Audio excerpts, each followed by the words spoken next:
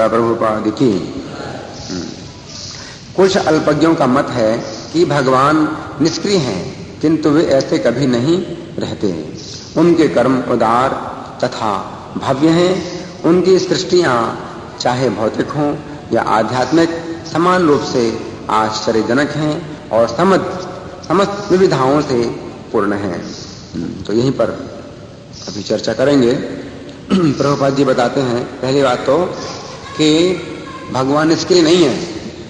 इस श्लोक से पुष्ट करते हैं कि भगवान निष्क्रिय नहीं है, जबकि परम सत्य को निष्क्रिय बताने वाले कौन है? निर्विशेषवादी है ना। जो निर्विशेषवादी हैं जो परम सत्य को निष्क्रिय बताते हैं। क्या कहते हैं? निर्गुण, निष्क्रिय, निराकार और ब्रह्म, है ना। तो 4 शब्दों से परम सत्य का वर्णन करते हैं। और पद्म पुराण में भी ये बात आई है कि शिव जी ने एक बार तपस्या की। पहले भी मैं कई बार बता चुका हूं इस बात को। शिव जी ने एक बार तपस्या की भगवान विष्णु को प्रसन्न करने के लिए। भगवान विष्णु प्रसन्न हुए, प्रकट हुए और शिव जी से कहा वर मांगो। तो शिव जी कहते हैं कि मैं आपका वो रूप देखना चाहता हूं जिसको वेदों ने निर्गुण, निराकार, निष्क्रिय और ब्रह्म कहा है। आप समझ रहे हैं? शिव जी ने वरदान मांगा भगवान से। क्या वरदान मांगा? कि मैं आपका वो रूप देखना चाहता हूं जिसको वेदों ने क्या कहा है? निर्गुण, निराकार, निष्क्रिय और ब्रह्म। ब्रह्म का मतलब सर्वत्र व्याप्त। निराकार का मतलब कोई शरीर नहीं। वेद तो कहते हैं, लेकिन मैं देखना चाहता हूं आपका रूप। तो भगवान विष्णु कहते हैं कि मैं समझ गया कि आप क्या देखना चाहते हैं। आप जाइए, यहां से किसी दिशा को बतलाया कि वहां यमुना जी के जो है ना पश्चिम भाग में जो वृंदावन है वहां पर आप देखेंगे मेरा वो रूप। जिसे वेदों ने निर्गुण, निराकार, निष्क्रिय और ब्रह्म कहा है, वो रूप मेरा वृंदावन में है। और उसको भक्त लोग बहुत पसंद करते हैं, भक्तों को बहुत प्रिय है वो रूप। तो जब शिव जी गए वहां तो देखा कि भगवान कृष्ण राधा रानी के साथ खड़े हैं, और राधा रानी को हंसा रहे हैं और स्वयं हंस रहे हैं। तो ये देख करके, ऐसा भगवान का रूप देख करके शिव जी जो है कुछ बोल नहीं सके। आनंद के कारण कुछ बोल नहीं सके। ना तो भगवान को नमस्कार कर सके, प्रणाम कर सके, ना स्तुति कर सके, प्रार्थना कर सके। इतना आनंद आया कि वो कुछ बोल नहीं सके, है ना। फिर बाद में भगवान कृष्ण कहते हैं शिव जी से कि देखो शंकर, मुझे ही वेद निष्क्रिय कहते हैं। और निष्क्रिय क्यों कहते हैं? क्योंकि सृष्टि के कार्यों से मेरा कोई संबंध नहीं है, इसलिए मुझे निष्क्रिय कहते हैं। सृष्टि के कार्यों के लिए भगवान कृष्ण ने नियुक्त किया है ब्रह्मा जी को निर्माण के लिए, विष्णु को पालन के लिए और शिव जी को संहार के लिए। उनका कोई संबंध नहीं है सृष्टि के कार्यों से, इसलिए उनको निष्क्रिय कहा जाता है। तो वो कृष्ण है जो निष्क्रिय है, लेकिन बहुत लीलाएं करते हैं। अपने गोलोक धाम में भक्तों के साथ बहुत लीलाएं करते हैं भगवान। निष्क्रिय नहीं है, लेकिन निष्क्रिय एक दृष्टि से उनको कहा जाता है क्योंकि वे इस भौतिक सृष्टि के कार्यों से उनका कोई संबंध नहीं है ना। भगवान विष्णु हैं, उनको नियुक्त कर दिया है सृष्टि का पालन करने के लिए, और समय समय पर अवतार लेने के लिए, असुरों का विनाश करने के लिए, साधुओं की रक्षा के लिए, धर्म की स्थापना के लिए। कृष्ण का ये सब कोई कार्य नहीं। वृंदावनम परित्यज्य पादमेकम न गच्छति। वृंदावन को छोड़ करके एक कदम भी बाहर नहीं जाते। लेकिन बहुत लीलाएं उनकी, बहुत लीलाएं, है ना। वो जो उनका गोलोक धाम है तो वो सर्वोच्च है। गोलोक धाम निज धामनी तले चतस्य देवी महेश हरिधामसु तेसु तेसु, है ना।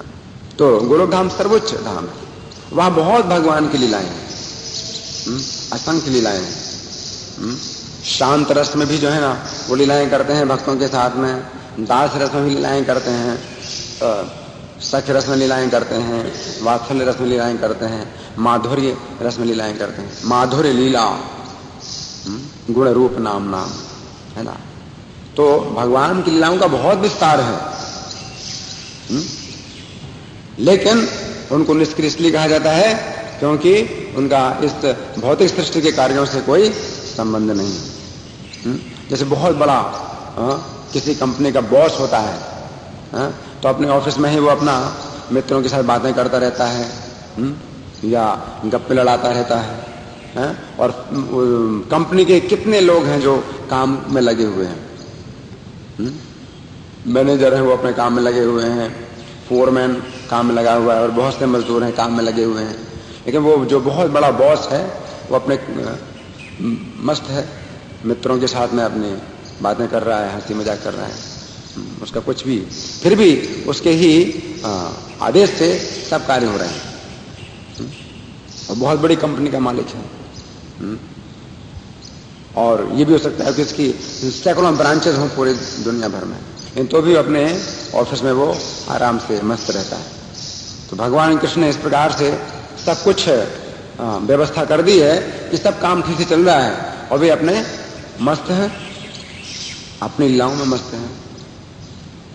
एको देवो नित्य लीलानुरक्त हो, अपनी नित्य लीला में अनुरक्त हैं वो, तो निष्क्रिय नहीं है, लेकिन तो भी निष्क्रिय कहा गया है।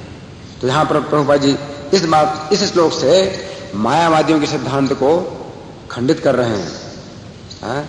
मायावादियों का सिद्धांत क्या है कि परम सत्य क्या है? निष्क्रिय, निष्क्रिय नहीं। वेदों ने निष्क्रिय कहा है, लेकिन उसका कुछ दूसरा ही मतलब है निष्क्रिय कहने का मतलब, लेकिन वो निष्क्रिय नहीं है। उनकी असंख्य लीलाएं, है ना। तो एक तो निष्क्रिय शब्द है, और दूसरा है निर्गुण।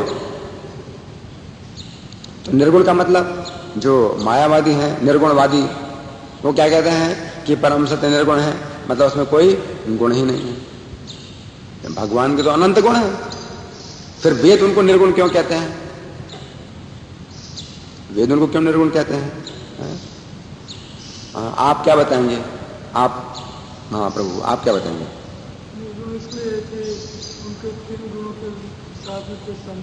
तीन गुणों के साथ कोई संबंध नहीं, प्रभु जी बता रहे हैं। बहुत अच्छा। जो सत्वगुण, रजोगुण, तमोगुण, इनका कोई बंधन नहीं है भगवान में, इसलिए उनको निर्गुण कहा है ना। उनमें कोई भौतिक गुण नहीं है कि नहीं? लेकिन दिव्य गुण, अचिंत्य गुण स्वरूपम, वो ब्रह्म संहिता में ना, अचिंत्य गुण स्वरूपम गोविंद मादि पुरुषम तमहम भजामि यम श्याम सुंदरम। अचिंत्य गुण स्वरूप, अचिंत्य गुण है, असंख्य गुण है भगवान, है ना। लेकिन वेद उनको निर्गुण कहते हैं। लेकिन भगवान कृष्ण शिव जी को कहते हैं कि मुझे वेदों ने निर्गुण इसलिए कहा है क्योंकि मेरे गुणों की तुलना किसी के साथ नहीं की जा सकती है। मेरे गुणों को किसी भी देवता में, ऋषि मुनि, किसी में भी सिद्ध नहीं किए जा सकते हैं, इसलिए भी निर्गुण कहा गया। मतलब उनके गुणों की तुलना ही नहीं है कि अगर किसी के साथ तुलना करो उनके किसी भी गुण की, तो वो जो है अपराध हो जाएगा, गलत हो जाएगा, हो ही नहीं सकता। भगवान के गुण कैसे हैं? अचिंत्य हैं, कोई सोच ही नहीं सकता। जैसे यहां पर एक परिक्रमा मार्ग में चित्र लगा हुआ है, तो आप लोगों ने देखा है चित्र, भगवान कृष्ण बैठे हुए हैं, और उनके सामने तराजू है, राधा रानी एक पलड़े में बैठी हैं, और जितनी गोपियां हैं वो अपने अपने आभूषण एक पलड़े में रख रहे हैं राधा रानी को तौलने के लिए। तो भगवान के गुण की एक जो है झलक है, एक नमूना कि कैसे भगवान के गुण हैं। जब भगवान गोपियों के साथ लीला कर रहे थे तो एक ब्राह्मण आया, और ब्राह्मण बड़ा दुखी था, और वो कहता मुझे कुछ धन चाहिए, क्योंकि मेरी कन्या का विवाह होना है, मुझे धन चाहिए। तो भगवान कृष्ण कहते हैं यहां तो मेरे पास कुछ धन नहीं है, लेकिन मेरे पास जो भी धन है वो मैं आपको दे देता हूं। राधा रानी मेरा धन है, सबसे बड़ा धन मेरा राधा रानी है, तो वो मैं आपको दे देता हूं। तो राधा रानी को दे दिया। भगवान ने, ले जाओ राधा रानी मेरा सबसे बड़ा धन है, इनको ले जाओ। अब राधा रानी रोए और ब्राह्मण भी रोए। ब्राह्मण कहते एक कन्या के कारण तो मैं बड़ा दुख पा रहा हूं और दूसरी कन्या आ गई, अब तो और मेरे लिए परेशानी हो गई। अब राधा रानी रो रही है, वो ब्राह्मण भी रो रहा है। तो फिर भगवान कृष्ण उस समस्या को सुलझाते हैं। कैसे कि जो गोपियां हैं ये अपना धन दे करके राधा रानी को खरीदेंगी। तो फिर एक तराजू मंगवाई और एक पलड़े में राधा रानी को बिठाया गया और गोपियां अपने आभूषणों को उतार उतार करके राधा रानी को तौलती हैं। और ब्राह्मण को कितना धन मिल गया, ब्राह्मण भी प्रसन्न हो गया, राधा रानी भी प्रसन्न हो गई, सब गोपियां भी प्रसन्न हो गई। कोई सोच नहीं सकता है कृष्ण के कैसे गुण हैं, सुदामा पर कैसी कृपा करी। ऐसा जो है कृष्ण का जो गुण है वो कोई सोच नहीं सकता है। सुदामा को वैसे तो देखने में कुछ नहीं दिया, और जैसे आए थे वैसे ही अपना वापस चले गए। लेकिन जब आए वहां अपने घर में, अपने स्थान में, तो देखा सब बदला हुआ। कोई सोच नहीं सकता है कैसे गुण है कृष्ण के, तो अचिंत्य गुण है। लेकिन वेदों ने निर्गुण इसलिए कहा है क्योंकि उनको किसी भी व्यक्ति में उनके गुणों को सिद्ध नहीं किया जा सकता है। प्रूव नहीं कर सकते आप भगवान के गुणों को किसी देवता से, किसी भी व्यक्ति से। तो निष्क्रिय निर्गुण, फिर निराकार, वेदों ने उनको निराकार कहा है। तो भगवान कृष्ण कहते हैं कि हे शंकर, वेदों ने मुझे निराकार इसलिए कहा है क्योंकि मेरा ये जो आकार है ये भौतिक नेत्रों से नहीं देखा जा सकता। मेरा ये जो आकार है ये भौतिक नेत्रों से नहीं देखा जा सकता, इसलिए निराकार है ना। या आप और भी कुछ कह सकते हैं निराकार क्यों भगवान कहा जाता है, क्योंकि उनका भौतिक आकार नहीं है। ये भी कह सकते हैं भगवान का भौतिक आकार नहीं है। जो व्यक्ति भौतिकम देहम कृष्ण से परमात्मा न हो ससर्वस्मात् बहिष्कार्य स्रोत स्मार्त विधानतः मुखम तस्यावलोक्यापि सचल स्नानम आचरे। कि जो कृष्ण का शरीर भौतिक मानता है, भौतिक मतलब पांच भौतिक, पृथ्वी जल अग्नि वायु आकाश से बना हुआ, जो व्यक्ति मानता है तो वो बहुत ही निंदनीय है, बहुत ही घृणित व्यक्ति है। उससे बहुत नफरत करना चाहिए, उसको अपने जितने भी सामाजिक कार्य और पारिवारिक कार्यों से बाहर निकाल देना चाहिए। और उसका मुंह देख करके भी वस्त्रों सहित स्नान करना चाहिए। मतलब इतना निंदनीय व्यक्ति जो कृष्ण के शरीर को भौतिक मानता है ना। तो भगवान को निराकार जो कहा गया है वेदों में, इसका मतलब यही है कि उनके उस रूप को, उनके उस दिव्य रूप को इन भौतिक नेत्रों से नहीं देखा जा सकता है, या उनका जो रूप है वो भौतिक तत्वों से बना हुआ नहीं है, इस निराकार। तो क्या हो गया, निर्गुण, निष्क्रिय, निराकार और ब्रह्म। भगवान कृष्ण कहते हैं कि वेदों ने मुझे ब्रह्म इसलिए कहा है क्योंकि मेरी चेतन शक्ति सर्वत्र व्याप्त है। भगवान तो अपने धाम में रहते हैं, गोलोक धाम में रहते हैं, लेकिन उनकी जो चेतन शक्ति है वो हर जगह व्याप्त है, और इस कारण से वो हर स्थान को देख सकते हैं, हर स्थान में सुन सकते हैं, हर कार्य कर सकते हैं भगवान, है ना। इसलिए उनको ब्रह्म कहा है। तो इस तरह से जो है भगवान कृष्ण शंकर जी को बताते हैं। तो यहां प्रभुपाद लिख रहे हैं कि कुछ अल्पज्ञों का मत है कि भगवान निष्क्रिय हैं, किंतु वे ऐसे कभी नहीं रहते, उनके कर्म उदार तथा भव्य हैं। आप एक नमूना समझिए कि जब आप जो है खाली नहीं बैठ सकते और आप कितना काम करते हैं, है कि नहीं, कितने कितने काम करते हैं, अपने जीवन भर में आपने कितनी चीजें बनाई हैं, कितने कितने कार्य किए हैं, है ना। तो फिर भगवान में कितनी क्रियाशीलता होगी आप सोच सकते हैं, है कि नहीं? तो फिर भगवान कैसे निष्क्रिय, आप खाली बैठ नहीं सकते। अगर आपको खाली बैठने के लिए कह दिया जाए कि दिन भर खाली बैठे रहो, तो ये सबसे बड़ी सजा हो जाएगी, सबसे बड़ी सजा है कि खाली बैठना। तो फिर भगवान कैसे खाली बैठे रहेंगे। तो भगवान के जो है असंख्य गुण हैं, भगवान के असंख्य कर्म हैं, और वे कर्म कैसे हैं, उदार, उनके कर्म उदार तथा भव्य हैं। इस श्लोक में कहा गया है तस्य कर्माणि उदाराणि, उनके कर्म उदार हैं।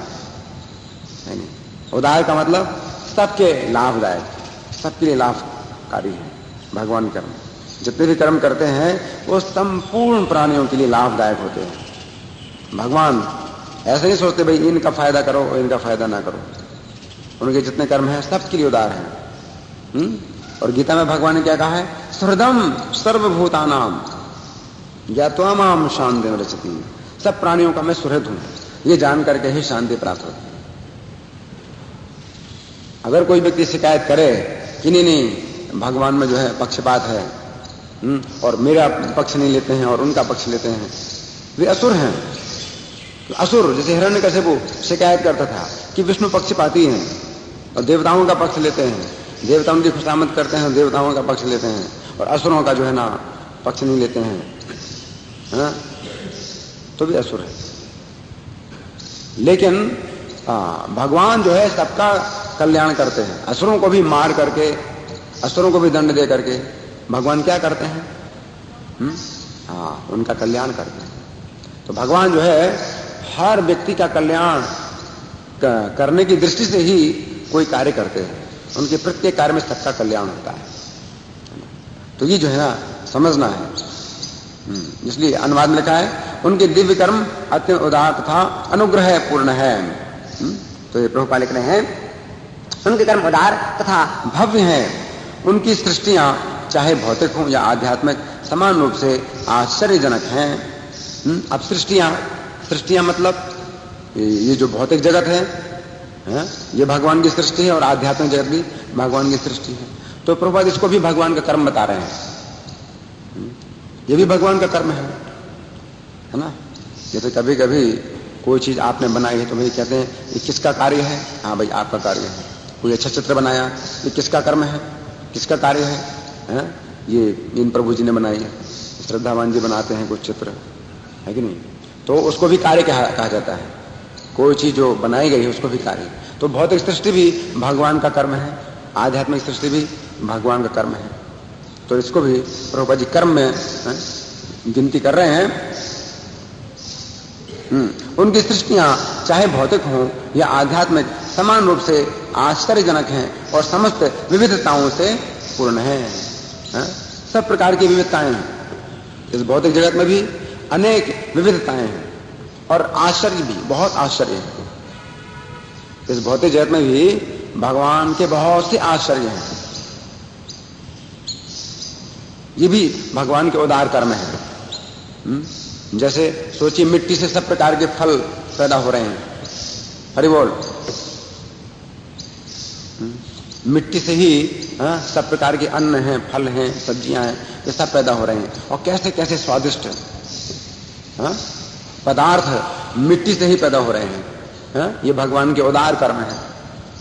उदार है ना, सबके लाभ के लिए।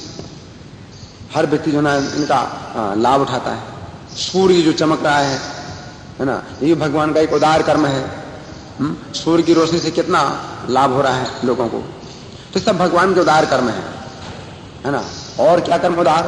जैसे भगवान कहते हैं अहम वैश्वानरो भूत्वा प्राणिनाम देहम आश्रितः। सब प्राणियों के देह में मैं वैश्वानर अग्नि बन करके क्या करता हूं? प्राणापान समायुक्तः पचाम्यन्नम चतुर्विधम। 4 प्रकार का जो भोजन है वो पचाता हूं। तो ये भी भगवान के उदार कर्म है। सोचो, आपका भोजन पचा रहे हैं भगवान, नहीं तो आप क्या करोगे? आप कुछ नहीं कर सकते। भगवान आपका भोजन पचा रहे हैं, तो भगवान के उदार कर्म है। तस्य कर्माणि उदाराणि। तो ये जो शौनक आदि ऋषि हैं वो सूत गोस्वामी जी कह रहे हैं कि ब्रूहि मतलब हमें बताइए, हमें सुनाइए, उनके उदार कर्मों को हमें सुनाइए। तो प्रभुपाद लिख रहे हैं उनकी सृष्टियां चाहे भौतिक हों या आध्यात्मिक समान रूप से आश्चर्यजनक हैं और समस्त विविधताओं से पूर्ण है। बहुत वेराइटीज, बहुत विविध है।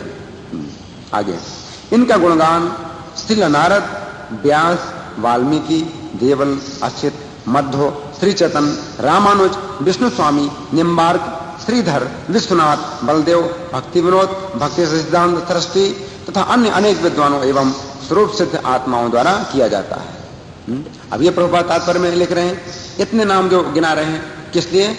इस श्लोक में कोई शब्द है परिगीतानि सूर्यभी, परिगीतानि सूर्यभी, उनके उदार कर्मों का गान किया है बड़े बड़े सूरों ने। सूर मतलब महात्माओं ने। ये सूर है, वो सूर नहीं है।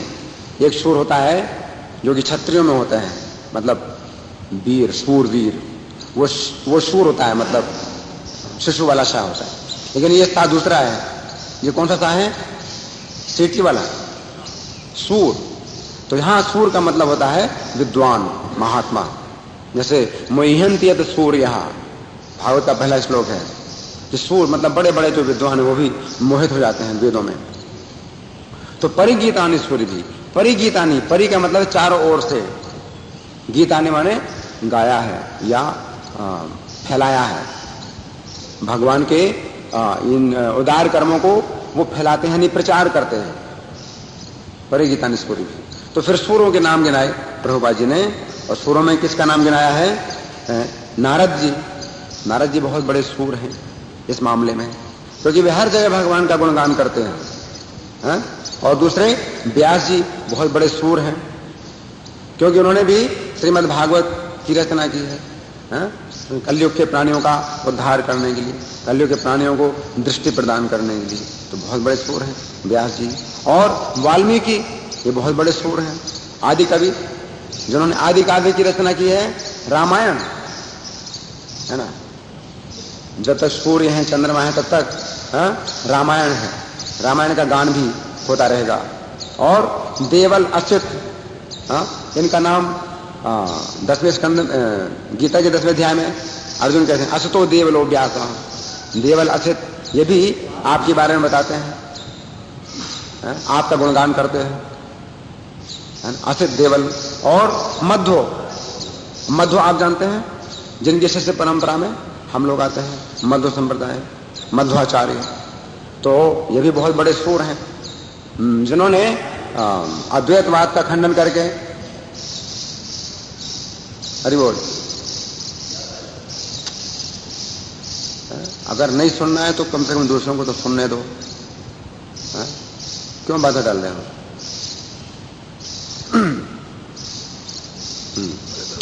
अद्वैतवाद का खंडन करके और विष्णु की भक्ति का स्थापन किया पूरे भारतवर्ष में भ्रमण करके। तो वे सूर हैं, मध्वाचार्य है ना, जिन्होंने द्वैतवाद की स्थापना की है। मध्व। और श्री चैतन्य महाप्रभु पतितों का उद्धार करने के लिए आए, तो पूरे भारतवर्ष में संकीर्तन आंदोलन चलाया। संकीर्तन आंदोलन के एकमात्र पिता चैतन्य महाप्रभु है ना। और जिनकी शिष्य परंपरा में 10वें आचार्य श्रील प्रभुपाद ने पूरे संसार में कृष्ण भक्ति की स्थापना कर दी।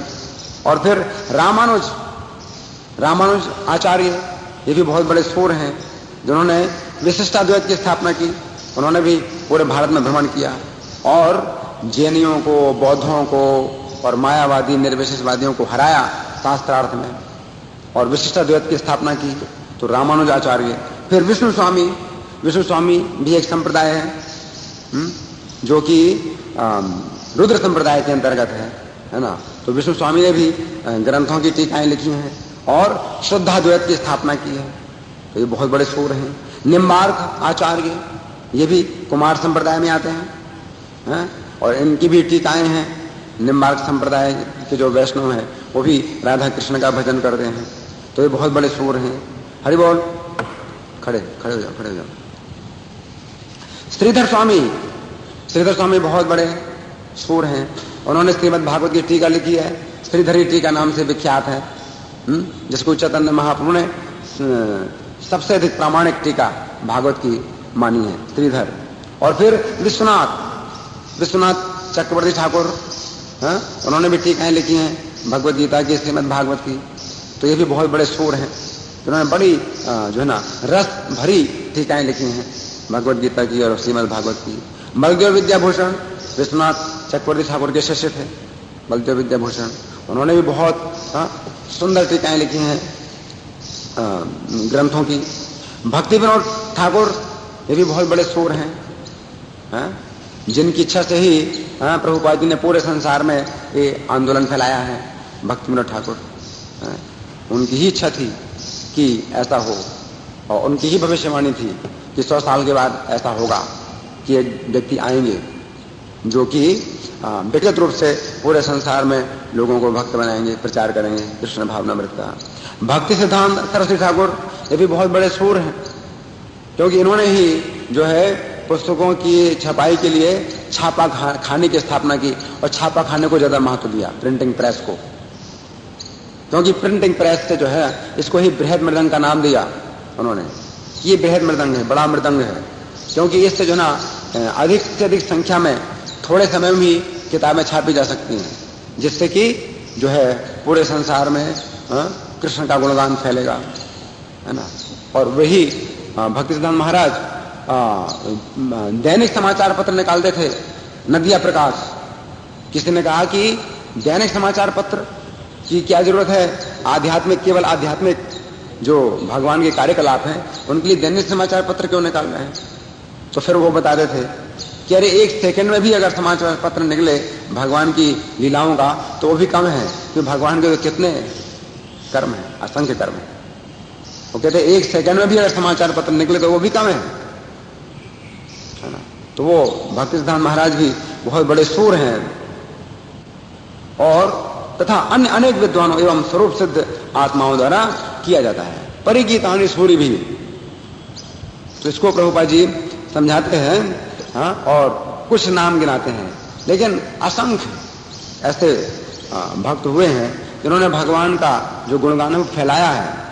और परिगीतानि का यही मतलब है, परि के अंदर चारों ओर पूरी पृथ्वी भर में उनकी इच्छा होती है कि कृष्ण की महिमा की स्थापना हो। परिगीतानि सुनिए।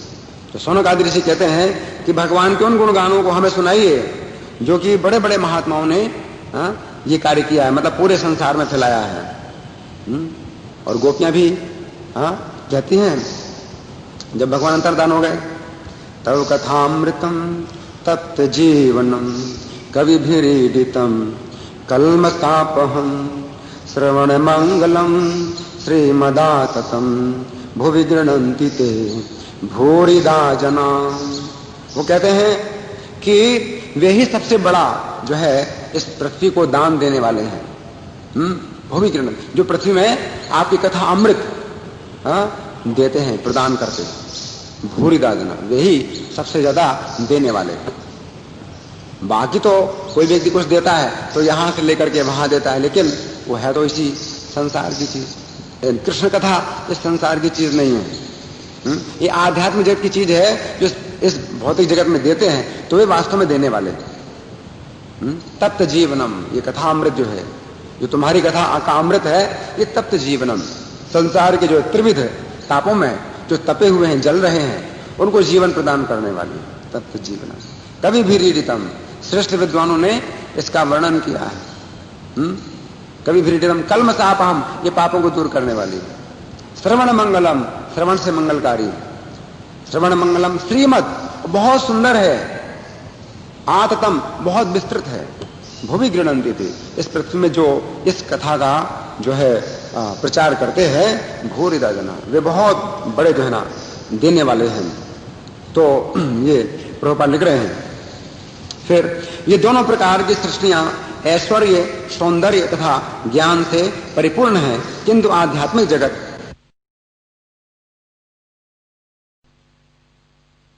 ये भी एक सिनेमा जैसा है। ब्रह्मा जी की आयु तक का ये सिनेमा है। इसमें जो शो होता है ये थोड़ा बड़ा शो है, लेकिन वो भी भगवान की तुलना में बहुत जरा सा है। क्या है? कारुणदशाई विष्णु की एक निश्वास के बराबर है वो सिनेमा। ब्रह्मा जी की आयु पर्यंत, मतलब हमारे हिसाब से ये 31 नील और 10 खरब 40 अरब वर्षों का है। ये भी एक सिनेमा है। इसमें भी जड़ वस्तु है, ये जड़ शरीर ही हैं, केवल जड़ शरीर ही हैं, जिनको कि हिलाया जा रहा है। वो भी सूत्रधार, कठपुतलियां जैसे नाचती हैं, लेकिन जो सामान्य व्यक्ति सोचता है कि कठपुतली नाच रही है, लेकिन वो सूत्र को नहीं देख पा रहे हैं।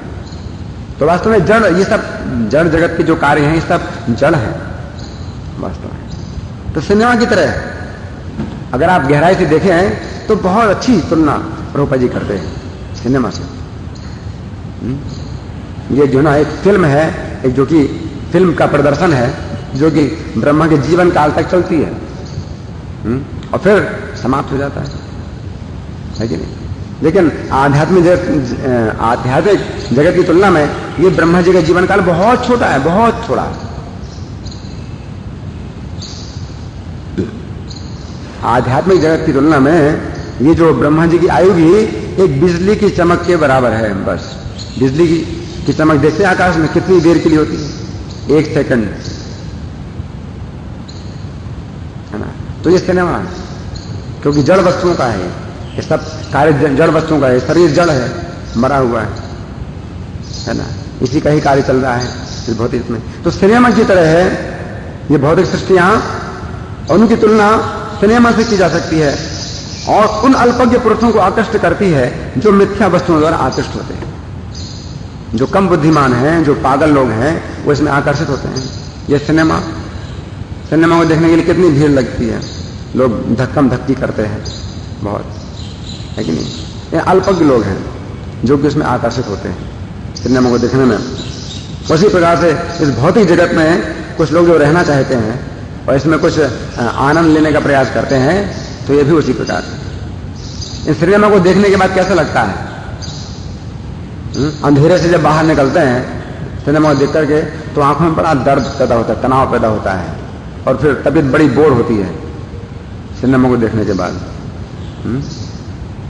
तो उसी प्रकार से भौतिक जगत है, इसमें जो है ना कुछ समय का जो ना वो है आकर्षण है, फिर उसमें दुख ही दुख मिलता है, कष्ट मिलता है। तो ये जो है प्रभुपाद लिख रहे हैं, ऐसे मूर्ख व्यक्तियों को वास्तविकता का ज्ञान नहीं रहता और वे मिथ्या स्वरूप को ही सब कुछ मान बैठते हैं। जड़ है ना? जैसे कि एक स्त्री के सौंदर्य से एक व्यक्ति बहुत आकर्षित था, तो प्रभुपाद जी ने एक कथा बताई है, और इस कथा का नाम दिया लिक्विड ब्यूटी। उसको हिंदी में बोलेंगे तरल सौंदर्य। तो वो वास्तव में सुंदरता क्या सुंदरता है? उसने फिर अपनी सुंदरता को अलग किया अपने शरीर से। किस रूप में? वमन किया, मलमूत्र किया और बर्तनों में भर के रखा 7 दिन तक। जो भी वमन था और मलमूत्र था वो बर्तनों में बंद करके रखा, और जब वो व्यक्ति आया दोबारा कि भाई वो सुंदर स्त्री कहाँ है, उससे मैं मिलना चाहता हूं, तो वो कहते मैं ही हूं। तो कहता तुम्हारी सुंदरता कहाँ गई? 7 दिन में ये सुंदरता जो है तुम्हारी कहाँ चली गई? तो कहते मैंने सुंदरता को अलग से अपने शरीर से अलग कर दिया है और अलग बर्तनों में रखा है। दिखाऊं? बोला हाँ दिखाओ। चलो देखो मेरी सुंदरता। उसने वो बर्तन खोले, वो इतनी बदबू आई, वो भागा। तो ये सौंदर्य है। लेकिन मूर्ख व्यक्ति इस सौंदर्य के प्रति आकर्षित होते हैं। तो प्रभुपाद जी लिख रहे हैं, ऐसे मूर्ख व्यक्तियों को वास्तविकता का ज्ञान नहीं रहता और वे मिथ्या स्वरूप को ही सब कुछ मान बैठते हैं। किंतु अधिक बुद्धिमान व्यक्ति, जिन्हें व्यास तथा नारद जैसे मुनियों का निर्देशन प्राप्त है, जानते हैं कि भगवान का शाश्वत राज्य अधिक सुखी, अधिक विशाल तथा आनंद एवं ज्ञान से नित्य परिपूर्ण है। तो वो बुद्धिमान है जिनको कि ऐसे सूरी, जो सूर लोग हैं, बड़े बड़े महात्मा हैं, उनका जो है मार्गदर्शन प्राप्त होता है। तो वो या प्रभुपाद जी के मार्गदर्शन में हम लोग भी बुद्धिमान बन सकते हैं, इस भौतिक जगत के आकर्षण को छोड़ करके आध्यात्मिक जगत की ओर आकर्षित हो सकते हैं। तो वो बुद्धिमान है। ये कृष्ण भावनात्मक आंदोलन लोगों को बुद्धिमान बनाने के लिए, और पूरा जगत पागलों का है, मूर्खों का है। गीता में भगवान कहते हैं ये तद्बुद्ध्वा बुद्धिमान स्यात्। इसको जानकर कोई व्यक्ति बुद्धिमान बन सकता है। ये तद्बुद्ध्वा बुद्धिमान स्यात् कृतकृत्यश्च भारत, उसका जीवन कृतकृत्य हो सकता है। आगे, जो लोग भगवान के कार्यकलापों तथा उनके दिव्य धाम से परिचित नहीं हैं, उन्हें वे अवतार लेकर के अपनी लीलाओं के माध्यम से अवगत कराते हैं, जिनमें वे अपने दिव्य धाम में संगति के शाश्वत आनंद को प्रदर्शित करते हैं। अभी भगवान के जो कर्म उदार हैं, इनको सोचिए कितने उदार हैं। इस भौतिक जगत में आने का ये जो कार्य है, ये भगवान क्यों करते हैं? उनको इस भौतिक जगत में आने की जरूरत क्या है? ये भौतिक जगत जो है एक प्रकार का संडास खाना है। आध्यात्मिक जगत की तुलना में ये भौतिक जगत जो है एक प्रकार का संडास खाना है, अच्छा नहीं है, बहुत ही खराब स्थान है। भगवान क्यों आते हैं? भगवान क्यों आते हैं? सब प्राणियों को जो है दिखाने के लिए, और उनका कुछ भी कारण नहीं है। भगवान को क्या जरूरत है ऐसी गलत जगह पर आने में? हम मूर्खों को जो है वो अपनी लीलाएं दिखाते हैं, क्यों? कि हम देखें और जाने की कुछ इच्छा करें। भगवान आते तो ये कर्म उदार हैं, तस्य कर्माणि उदाहरण, ये भगवान के उदार कर्म है। उदारता के कारण ही भगवान जो है अवतार लेते हैं, अपने आध्यात्मिक रूप को प्रकट करते हैं इस भौतिक जगत में। अन्यथा इस भौतिक जगत में आध्यात्मिक रूप नहीं है, सब भौतिक शरीर। अपना आध्यात्मिक शरीर प्रकट करते हैं, अपने आध्यात्मिक कर्म प्रकट करते हैं उदारता के कारण। उन्हें भी अवतार लेकर के अपनी लीलाओं के माध्यम से अवगत कराते हैं, जिनमें भी अपने दिव्य धाम में संगति के शाश्वत आनंद को प्रदर्शित करते हैं। ऐसे कार्यकलापों से भगवान भौतिक जगत से बद्ध जीवों को आकृष्ट कर लेते हैं। इन बद्ध जीवों में से कुछ भौतिक इंद्रियों के झूठे भोग में लीन रहते हैं, कुछ तो फिर भी लीन रहते हैं, रह जाते हैं, वो नहीं होश में आते हैं। यदि भगवान दिखाते हैं लेकिन तो भी वो होश में नहीं आते हैं, वो मस्त रहते हैं। और कुछ आध्यात्मिक जगत यानी वैकुंठ के अपने वास्तविक जीवन को नकारते हैं। तो कुछ तो है जो कर्मी हैं, जो इंद्रिय तृप्ति में लगे रहते हैं, और कुछ मनोधर्मी जो मायावादी हैं, वो फिर भी शून्यवादी बने रहते हैं कि नहीं वो शून्य ही है, शून्य ही है। भगवान इतनी लीलाओं की विविधता दिखलाते हैं इस भौतिक जगत में, लेकिन तो भी वो मूर्ख लोग इतने मूर्ख बने हैं कि फिर भी वो शून्य ही बोलते हैं कि नहीं शून्य ही है, वो निर्विशेष ही है, तो कुछ नहीं। ये अल्पज्ञ व्यक्ति कर्मी तथा ज्ञानी अर्थात शुष्क मनोधर्मी कहलाते हैं। किंतु इन दो प्रकार के व्यक्तियों के भी ऊपर अध्यात्मवादी होता है, जो सात्वत या भक्त कहलाता है, और जो ना तो उग्र भौतिक कार्यकलापों में ना ही भौतिक चिंतन में लीन रहता है। उग्र कार्यकलाप इंद्रिय तृप्ति के लिए जो भगवान के भक्त हैं वो इनमें नहीं लगे हैं, और ना ही वो भौतिक चिंतन। भौतिक चिंतन का मतलब वही शुष्क ज्ञान। शुष्क ज्ञान का मतलब वो अध्यात्म के नाम पर वो शुष्क ज्ञान जो है फैलाते रहते हैं कि आध्यात्मिक जगत शून्य है, हम भी शून्य हैं, भगवान भी शून्य है ना। तो ये जो है जो भक्त है वो ना तो विषयी होता है और ना ही शून्यवादी होता है। वह तो भगवान की वास्तविक सेवा में तत्पर रहता है, जिससे उसे सर्वोच्च आध्यात्मिक लाभ प्राप्त होता है, जो कर्मियों तथा ज्ञानियों के लिए दुर्लभ है।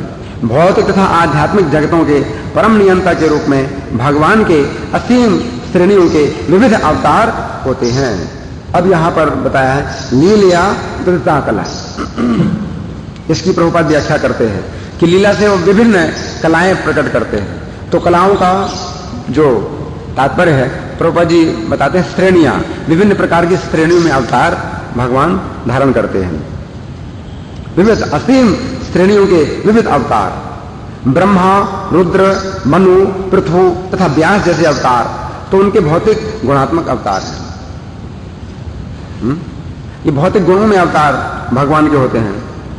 मतलब ये विष्णु तत्व नहीं है, जैसे ब्रह्मा जी हैं, रुद्र हैं, है ना, ये कोई विष्णु तत्व नहीं है। इसलिए प्रभुपाद कह रहे हैं भौतिक गुणात्मक अवतार हैं ये भौतिक गुणों में। या मनु भी भगवान के अवतार हैं लेकिन भौतिक गुण में है।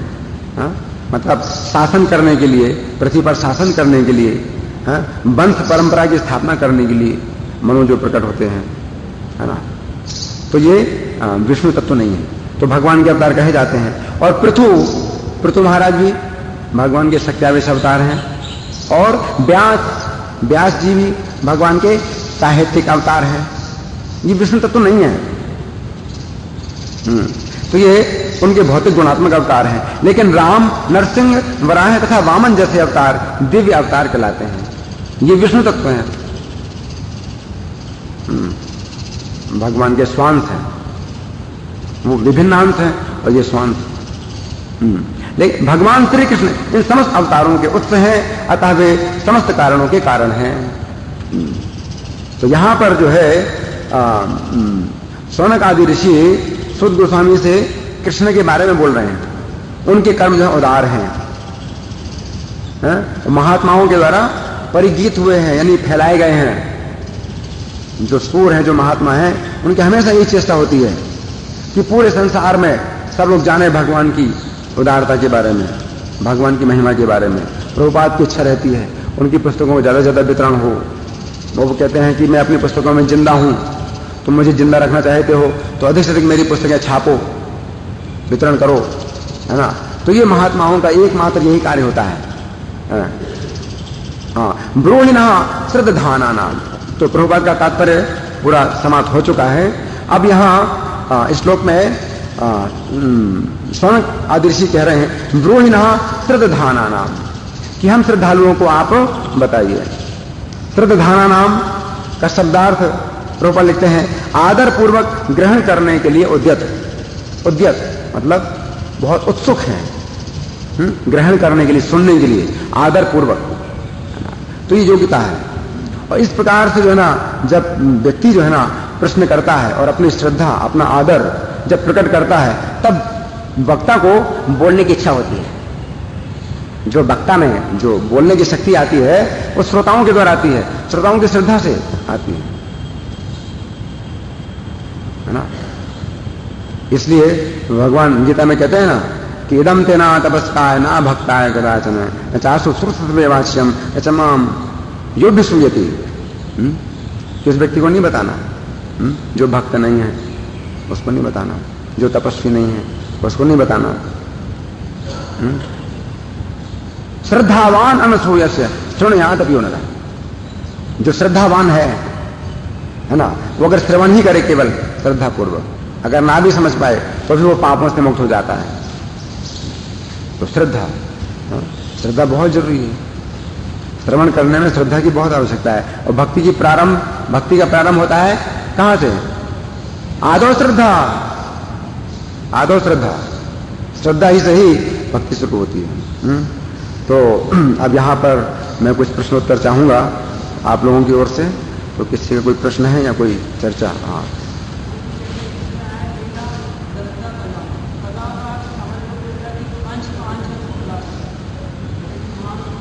हाँ, लील या दशदाह कला, जो श्रीधर स्वामी टीका करते हैं, तो कला का मतलब यहां बताते हैं कि ब्रह्मा, शिव आदि ये सब भगवान की कला है। जो भी हो, यहां प्रभुपाद जी कलाकार श्रेणियां कर रहे हैं, विभिन्न श्रेणियों में अवतार लेते हैं भगवान। तो विभिन्न श्रेणी के जीव हैं, तो विभिन्न श्रेणियों में भगवान अवतार लेकर के उनको आकर्षित करते हैं। तो जो व्यक्ति जिस श्रेणी का होता है उसी श्रेणी में भगवान अवतार लेकर के उनको आकर्षित करते हैं। भगवान मछली के रूप में अवतार लेते हैं, भगवान कछुए के रूप में अवतार लेते हैं। किसी प्रकार से आकर्षित हो जाओ, आप जिस श्रेणी के भी हो, जिस प्रकार की आपकी मनोवृत्ति हो, लेकिन आकर्षित हो जाओ। इसलिए भगवान के उदार कर्म है। सोचो आपके ही लिए भगवान ने कितने अवतार धारण किए कि किसी अवतार में तुम आकर्षित तो हो जाओ। आखिर आप अपने लिए सोचिए, आपके ऊपर भगवान की कितनी कृपा है और भगवान कितना सोच रहे हैं आपके बारे में ही, आप अकेले के बारे में। इतने अवतार धारण किए हैं कि किसी भी अवतार में आकर्षित हो जाओ, तो इस भौतिक जड़ से छूट जाओगे। तो विभिन्न श्रेणी में अवतार धारण करते हैं भगवान, विभिन्न प्रकार के कर्म करते हैं। ऋषियों में भगवान अवतार धारण करते हैं, देवताओं में भगवान अवतार धारण करते हैं, पशुओं में, पक्षियों में, जलचरों में, नभचरों में, सब में भगवान अवतार धारण करते हैं कि आखिर आकर्षित हो जाए ये जीव मेरी तरफ। तो ये भगवान की चिंता है, तो ये भगवान की उदारता है। ठीक है। हाँ,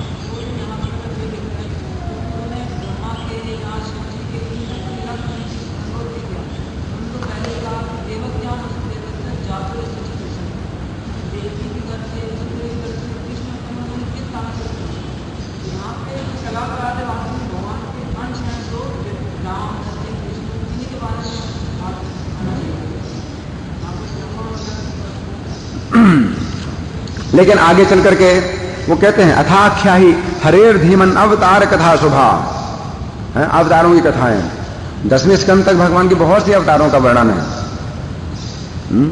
भगवान का कपिल अवतार हुआ है, पृथु अवतार हुआ है, नरसिंह अवतार हुआ, वराह अवतार हुआ, कूर्म अवतार, मत्स्य अवतार, है ना, बहुत से अवतार हैं। श्रीमद् भागवत में भगवान के अवतारों की शुभ कथाएं हैं, भरी पड़ी है ना। तो इसलिए इसका अर्थ आप जो है ना ये भी ले सकते हैं कि भगवान जो है मनुष्यों में, पशुओं में, पक्षियों में, सब में जो है ना भगवान अवतार धारण करते हैं। तो वो सब सुनना चाहते हैं। और कोई प्रश्न किसी का? धन्यवाद।